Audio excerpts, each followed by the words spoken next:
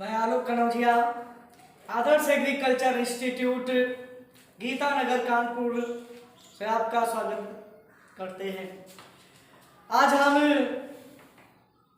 जीव विज्ञान में वनस्पति विज्ञान के अंतर्गत विभिन्न परीक्षाओं में पूछे गए महत्वपूर्ण प्रश्नों पर चर्चा करेंगे। परीक्षा का नाम जैसे ही ले लिया जाए तो मानसिक दबाव पहले से ही आ जाता है, तो मानसिक दबाव को दूर करते हैं।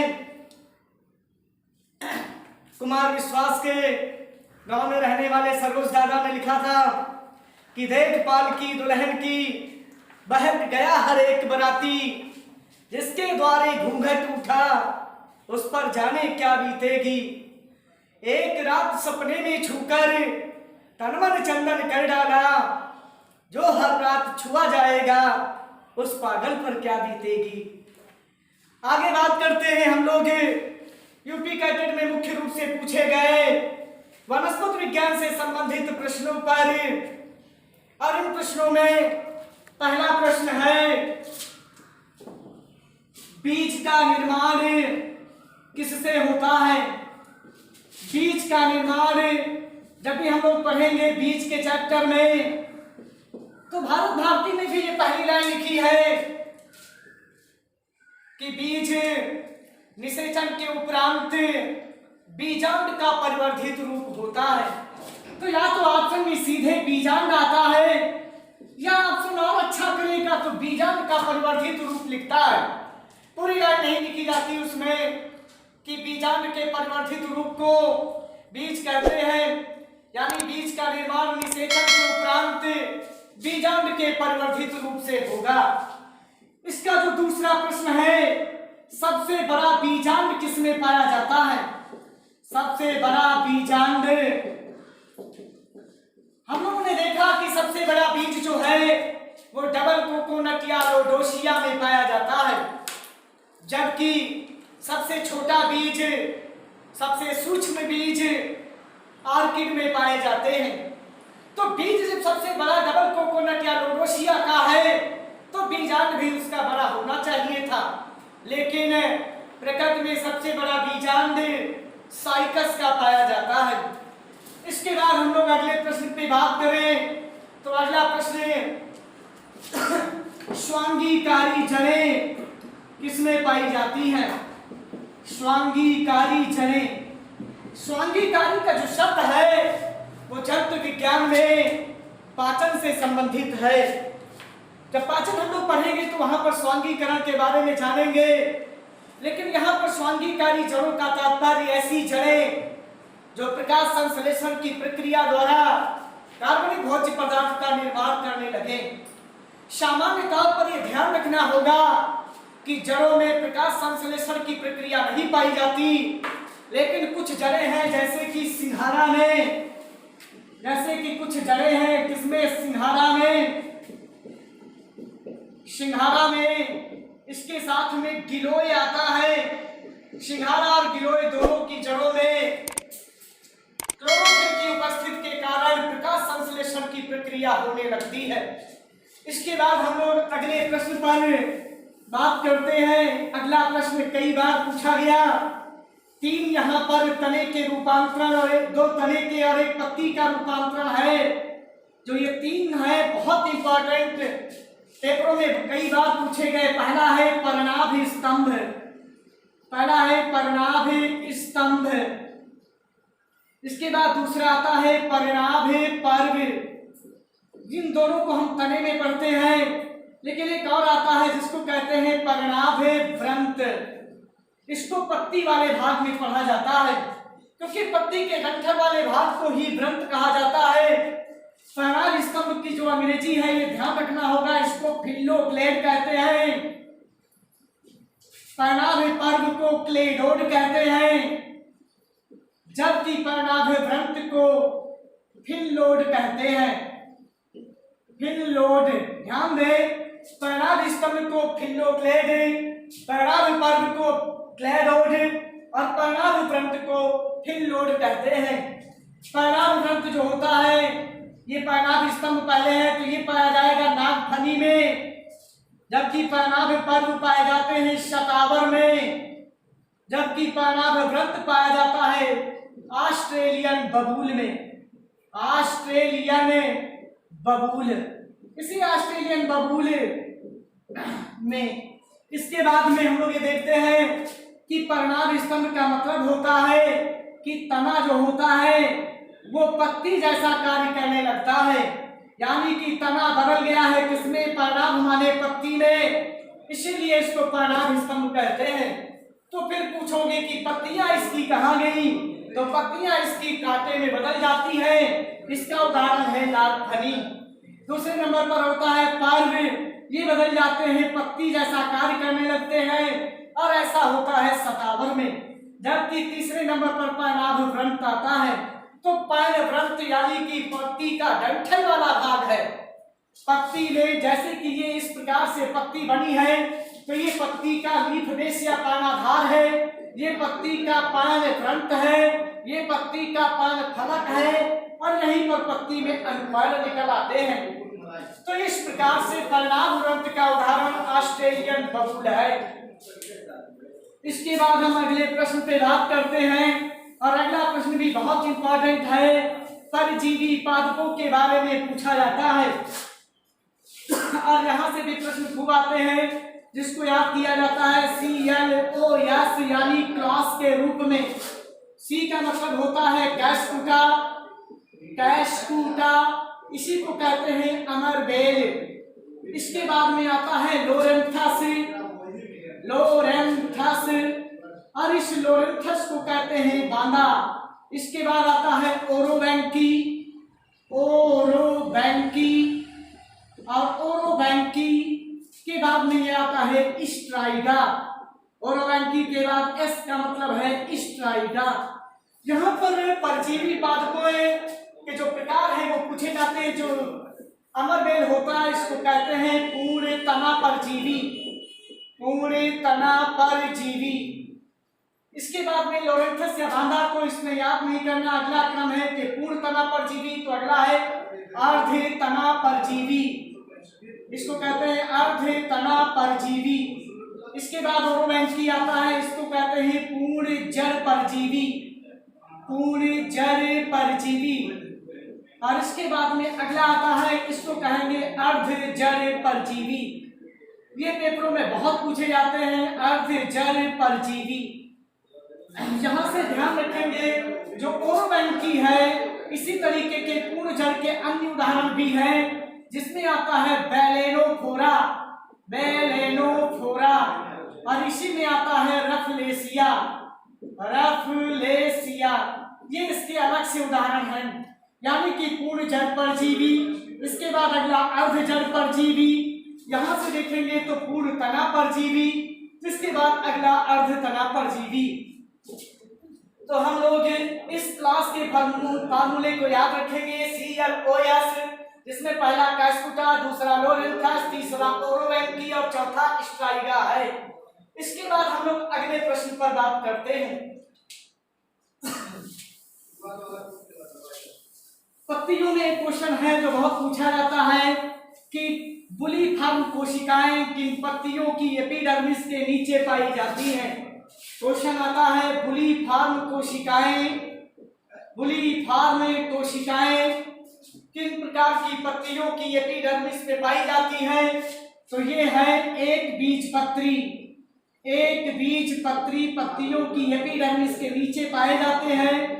एक बीजपत्री पादप की पत्ती में पाई जाती है, और इनका मुख्य कार्य होता है वाष्पोत्सर्जन की दर का नियंत्रण करना। इसके बाद हम लोग अगले प्रश्न की बात करें जो कि पेपरों में आता रहता है।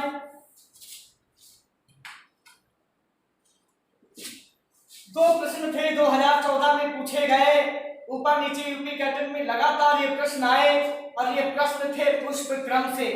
प्रति वर्ष पुष्प क्रम या इन्फ्लोरेसेंस से जरूर प्रश्न आता है, और वो दोनों प्रश्न जो पूछे गए थे पुष्प क्रम में वो पूछा गया था पहला कि मुंडक प्रकार का पुष्प क्रम किसमें पाया जाता है, इसी मुंडक को अंग्रेजी में कैपिटुलम कहते हैं। और दूसरा जो प्रश्न पूछा गया था कि छत्रक प्रकार का पुष्प क्रम किसमें पाया जाएगा। तो तो छत्र प्रकार को अम्बेल कहते हैं। मुंडक प्रकार का जो पुष्पक्रम है ये पाया जाता है कुल कुकुर इसमें कुल कंपोजिटी में, जबकि छत्र प्रकार का पुष्पक्रम जो होता है ये पाया जाता है गाजर, धनिया, सौंफ में, गाजर में, धनिया में, सौंफ में। तो एक वर्ष में ये दोनों प्रश्न एक साथ आए थे। इसके बाद हम लोग अगले प्रश्न की बात करें तो पुष्प से प्रश्न आता है और पुष्प के लिए बहुत ही आसान तरीके से पुष्प में जो क्वेश्चन पूछा गया था एक वर्ष यही केवल पूछा गया कि पुष्प है रूपांतरित, नीचे दिया था जड़ है, तना है, पत्ती है, पुष्प है, फल है, परोह है, क्या है। तो उसमें लिखना था कि पुष्प जो होता है वो रूपांतरित क्या है, रूपांतरित पुष्प जो होता है वो रूपांतरित प्ररोह है। गोथे ने इसको लिखा था कि flower is the modification of condense shoot, यानी कि पुष्प एक रूपांतरित प्ररोह है।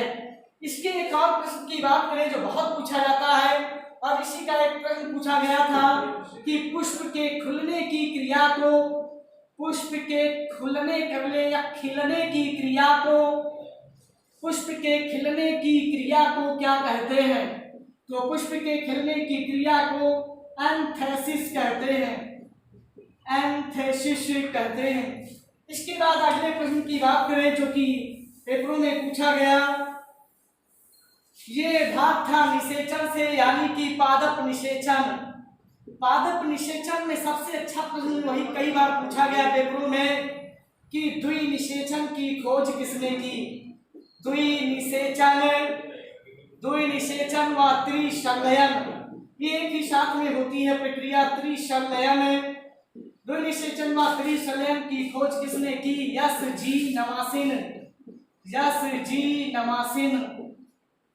द्विनिषेचन व त्रिसंलयन की खोज की थी यस जी नमासिन ने। इसके बाद हम अगले प्रश्न की बात करें तो वो प्रश्न आया था फल से, और फल से कई बार प्रश्न पूछा गया कि आम का खाया जाने वाला भाग क्या है। आम का खाया जाने वाला भाग, आम का खाया जाने वाला भाग क्या है। तो हमसे तीन ऑप्शन है, जैसे पहले आया एपिकार्प, दूसरा है मीजोकार्प, तीसरा है इंडोकार्प। अगर हिंदी में कहें तो वाही फल भित्ति, मध्य फल भित्ति या अंतः फल भित्ति।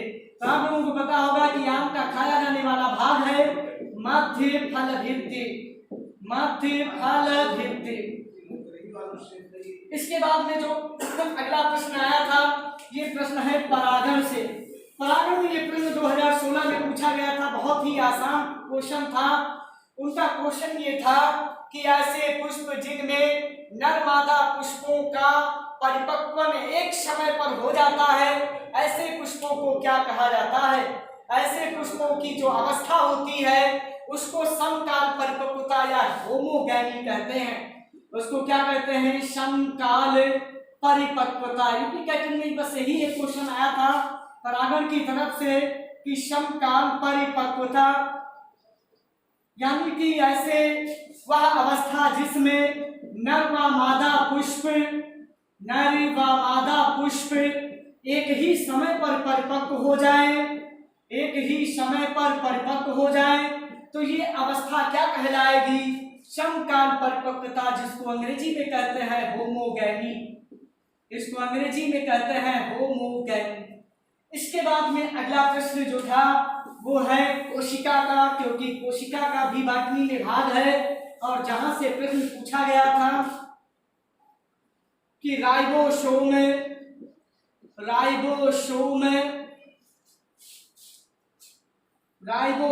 का प्रमुख कार्य क्या है। राइबोसोम का प्रमुख कार्य क्या है। तो इसका जो प्रमुख कार्य होता है वो प्रोटीन संश्लेषण की प्रक्रिया में सहायक होता है। प्रोटीन संश्लेषण की प्रक्रिया में सहायक होगा। प्रोटीन संश्लेषण के लिए एक्टिव साइट का कार्य करता है और राइबोसोम की सहायता से प्रोटीन संश्लेषण का कार्य संपन्न हो पाता है। इसके बाद अगला प्रश्न था कोशिका विभाजन की तरफ से, जिनमें ये पूछा गया कि 100 गेहूं के बीज बनाने के लिए 100 गेहूं के बीज 100 गेहूं के बीज बनाने के लिए कितनी बार अर्धसूत्री कोशिका विभाजन होगा? कितनी बार अर्धसूत्री कोशा विभाजन कितनी बार अर्धसूत्री कोशा विभाजन होगा? कितनी बार अर्धसूत्री कोशिका विभाजन होगा? इनको आता है सोचे कि अगर गेहूं के 100 बीज बनाने होंगे तो चाहे गेहूं का, मक्का का, चना का, किसी का भी बीज बनाना है तो बीज बनाने में हमेशा अर्धसूत्री कोशिका विभाजन ही संपन्न होता है। इस प्रश्न का उत्तर जो है हम लोग बहुत सरल तरीके से कर सकते हैं कि जब भी इस तरीके का सेम प्रश्न मिलेगा तो उसको जो है n+n/4 से हल कर लिया जाता है। इसका मतलब 100 + 100/4 से हल करेंगे, इसको 25 कर देंगे तो इस प्रकार कुल मिलाकर के 125 बार अर्धसूत्री कोशिका विभाजन होगा। अर्धसूत्री कोशिका विभाजन, इसका जो बेसिक कॉन्सेप्ट है कि आखिर किस तरीके से ये बनता है तो हम देखेंगे कि बीज बनाने के लिए नर का परागकण चाहिए और मादा की अंड कोशिका चाहिए। नर के परागकण जो है अवृत होते हैं, मादा की अंड कोशिका भी अवृत होती है। जब हम 100 परागकण बनाते हैं तो एक बनाने में 4 होता है और 100 बनाने के लिए कम से कम 25 बार विभाजन होता है। तो 100 परागकण बनाने के लिए 25 बार विभाजन, लेकिन 100 अंड कोशिका बनाने के लिए, क्योंकि अंड कोशिका एक बार में बनती तो 4 जरूर है लेकिन इनकी 3 अंड कोशिकाएं नष्ट हो जाती हैं, इसीलिए 100 बार में 100 ही अंड कोशिकाएं बन पाती हैं। इसलिए 100 विभाजन ये हो गए, 25 विभाजन ये हो गए, तब जाकर के कुल 125 विभाजन जो है इसके हो जाते हैं। लेकिन अगर इतना ना ध्यान रहे तो इसको सीधे फार्मूले में सेट करते हैं कि 100 गेहूं के बीज बनाने के लिए कितनी बार अर्धसूत्री कोशिका विभाजन होगा। तो n+n/4, जिसमें कि n बराबर बीजों की संख्या लेते हैं। n बराबर क्या है? बीजों की संख्या। बीज कितने हैं? 100। तो 100 + 100/4 बराबर 125 बार इसका उत्तर आएगा। इसके बाद में हम लोग अगले प्रश्न की तरफ बढ़ते हैं और ये प्रश्न पूछा गया था ऊतक के भाग से और 2015 में बॉटनी की तरफ से एक प्रश्न ऊतक की तरफ से आया जिसमें ये पूछा गया था कि स्थूल कोण ऊतक कहाँ पाए जाते हैं। स्थूल कोण ऊतक कहाँ पर पाए जाएंगे? इसको अंग्रेजी में कहते हैं कोलेनकाइमेटस टिश्यू। जो स्थूल कोण ऊतक होते हैं ये द्विबीजपत्री तने की हाइपोडर्मिस में पाए जाते हैं। कहाँ पर पाए जाएंगे? द्विबीजपत्री तने की हाइपोडर्मिस में। द्विबीजपत्री तने की हाइपोडर्मिस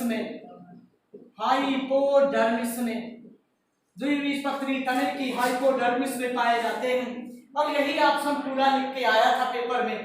इसके बाद हम लोग अगली बात करते हैं तो संवहन बंडल यानी कि संवहन पुल पर एक क्वेश्चन पूछा गया था।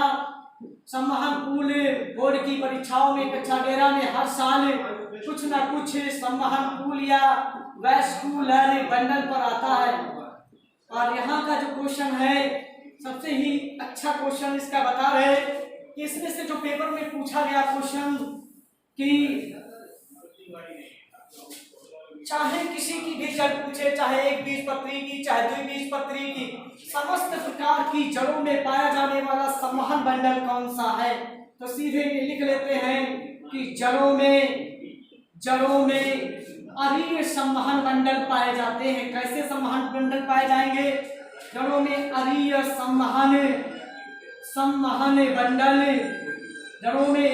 संवहन बंडल पाए जाते हैं, जिसको अंग्रेजी में कहते हैं रेडियल वैस्कुलर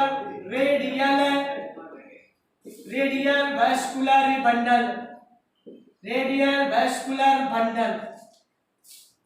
इसके बाद में अगला जो प्रश्न है, चूंकि बॉटनी के भाग में थोड़ा बॉटनी बात धीरे से याद होती है, थोड़े शब्द कठिन होते हैं, लेकिन चूंकि सिलेबस में है तो इसको पढ़ना जरूर पड़ेगा।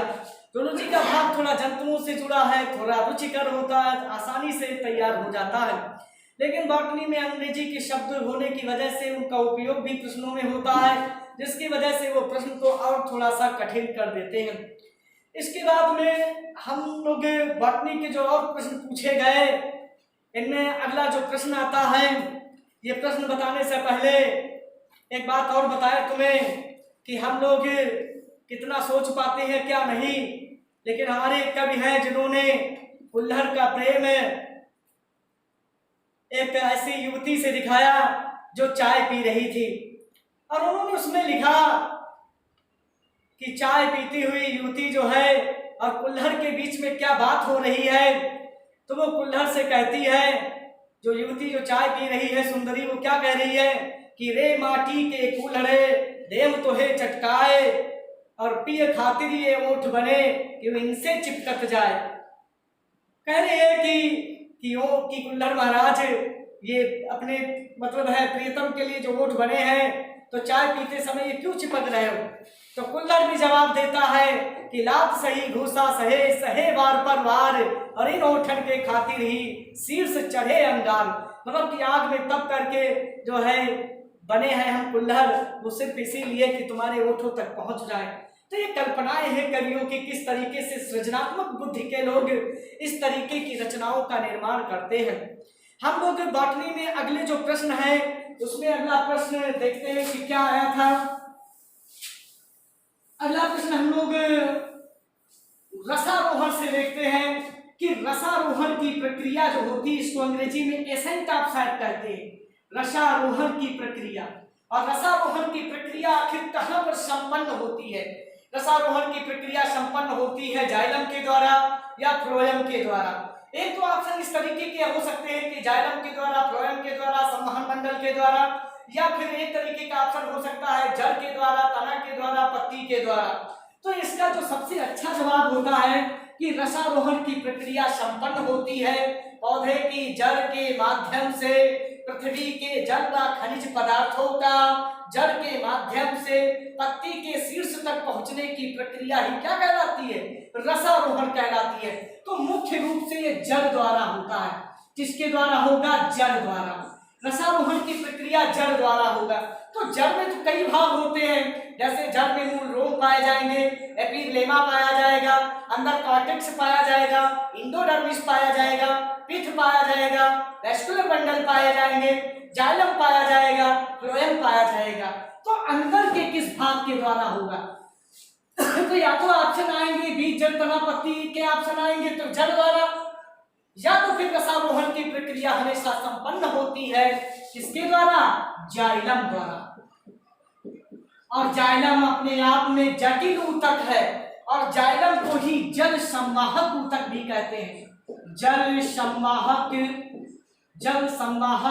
ऊतक। इसके बाद में हम लोग अगले प्रश्न की बात करते हैं। पेपर में कई बार पूछा गया है, क्वेश्चन है जिसको कहते हैं विसरण दाब न्यूनता बराबर क्या होता है। इसको कहते हैं टीपीडी बराबर ओपी माइनस टीपी। इसको इसी तरीके से याद करना पड़ेगा। ये विसरण दाब न्यूनता है, विसरण दाब न्यूनता, विसरण दाब न्यूनता है, जिसका प्रश्न पूछा जाता है कि केवल इतना लिखा होगा डीपीडी बराबर क्या होता है, ओपी माइनस ओपी। पहला ऑप्शन ओपी माइनस टीपी, दूसरा ऑप्शन टीपी माइनस ओपी, तीसरा ऑप्शन, चौथा ऑप्शन टीपी माइनस टीपी, या किसी भी तरीके से ऑप्शन को सेट कर दिया जाए। तो इसका बिल्कुल सही ऑप्शन बनेगा डीपीडी बराबर ओपी माइनस टीपी।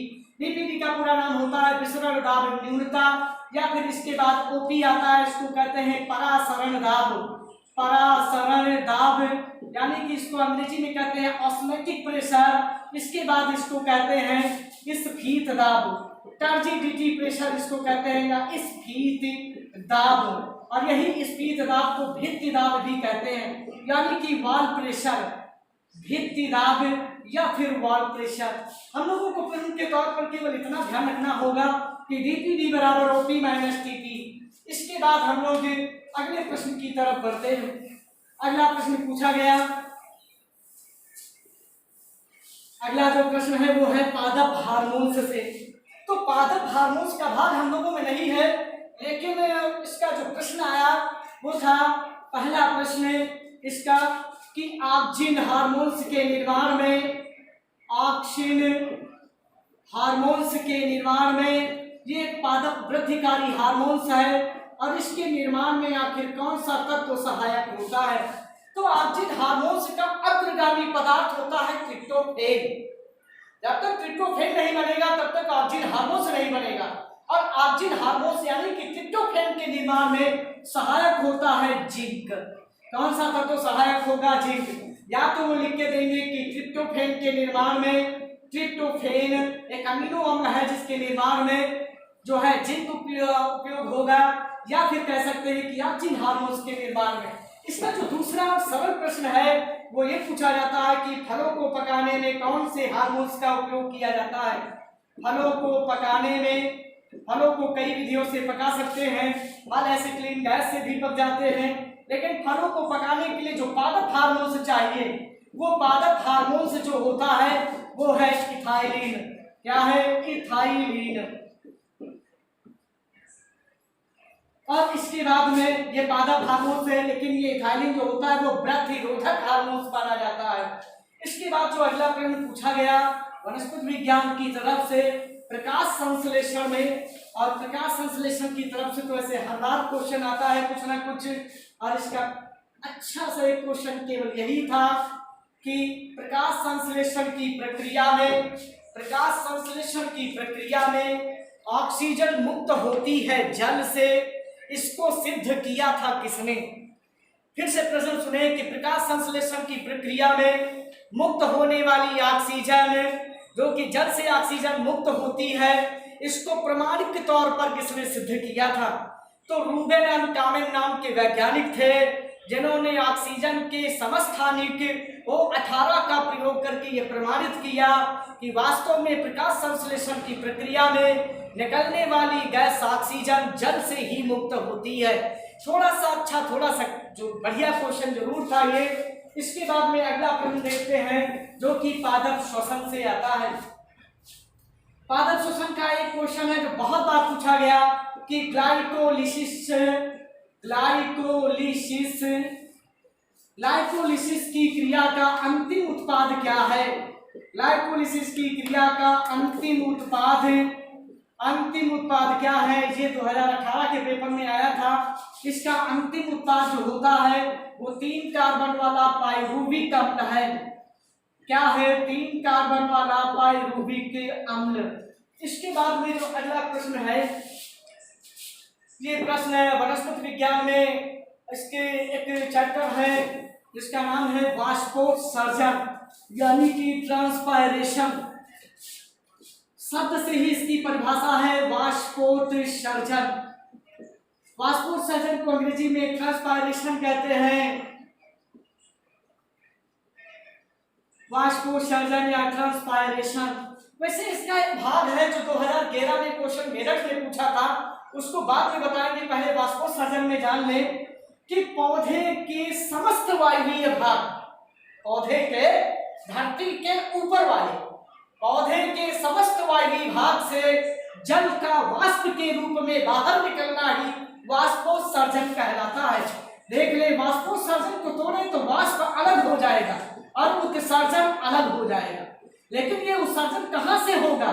पौधे के समस्त वायवीय भाग से, वो चाहे पत्ती हो, चाहे तना हो, चाहे शाखाएं हो। तो इन समस्त भाग से पौधे के समस्त वायवीय भाग से जल का वाष्प के रूप में बाहर निकलना क्या कहलाता है? वाष्पोत्सर्जन कहलाता है। वाष्पोत्सर्जन में प्रश्न पूछा गया जो विभाग कर रहे थे, 2013 में आया, और बहुत ही आसान प्रश्न है ये। और इसको चित्र के द्वारा देखें कि एक पत्ती बनी थी इस तरीके से, और इस पत्ती से यहाँ पर इस तरीके से इसके जल के बिंदु निकल रहे थे। आप प्रश्न पूछते ही आपको उत्तर आ जाएगा। और उन्होंने पूछा था पत्ती के शीर्ष से, पत्ती का शीर्ष कौन सा हुआ? ये कि पत्ती के शीर्ष से जल का जल बिंदु के रूप में, जल का जल बिंदु के रूप में बाहर निकलने की प्रक्रिया क्या कहलाती है? जल का जल बिंदु के रूप में बाहर निकलने की प्रक्रिया क्या कहलाती है? इसके प्रश्न में ही उत्तर था कि जल का जल बिंदु के रूप में बाहर निकलना क्या कहलाता है? बिंदु स्राव कहलाता है। क्या कहलाता है? बिंदु स्राव। इसी को अंग्रेजी में क्या कहते हैं? गटेशन कहते हैं। इसी को अंग्रेजी में क्या कहते हैं? गटेशन। बिंदु स्राव कहलाता है। इसके बाद में वनस्पति विज्ञान में अगला जो भाग पूछा गया,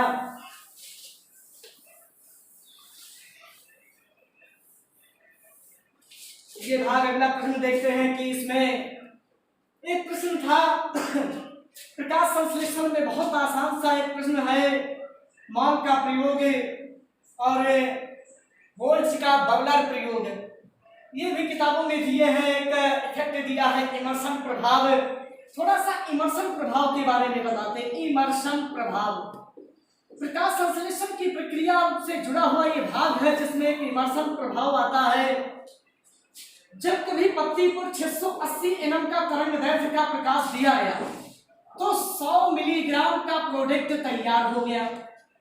जब पत्ती पर 700 एनएम का तरंग दैर्ध्य दिया गया तो 120 मिलीग्राम जो है प्रोडक्ट तैयार हुआ। यानी कि जब पत्ती पर 680 एनएम की प्रकाश की किरण डाली गई तो कुल प्रोडक्ट 100 मिलीग्राम बना। जब 700 एनएम की तरंगदैर्ध्य का प्रकाश डाला गया तो 120 मिलीग्राम दिया। इमर्सन ने इन दोनों किरणों पे एक साथ डाला और जब दोनों इन किरणों पे एक साथ डाला तो 250 मिलीग्राम का कुल प्रोडक्ट तैयार हुआ। और इसी को इमर्सन प्रभाव कि प्रकाश की दो भिन्न भिन्न तरंगों के द्वारा प्रकाश संश्लेषण के कुल उत्पाद पर पड़ने वाले प्रभाव को ही क्या कहते हैं? इमर्सन प्रभाव कहते हैं। क्वेश्चन पूछा जाता है कि इमर्सन प्रभाव किससे संबंधित है? तो दो प्रकाश की तरंगदैर्ध्यों के एक साथ प्रयोग करने से संबंधित है। तो इस प्रकार वनस्पति विज्ञान में पूछे गए प्रश्नों पर बात हुई और आज के लिए केवल इतना ही।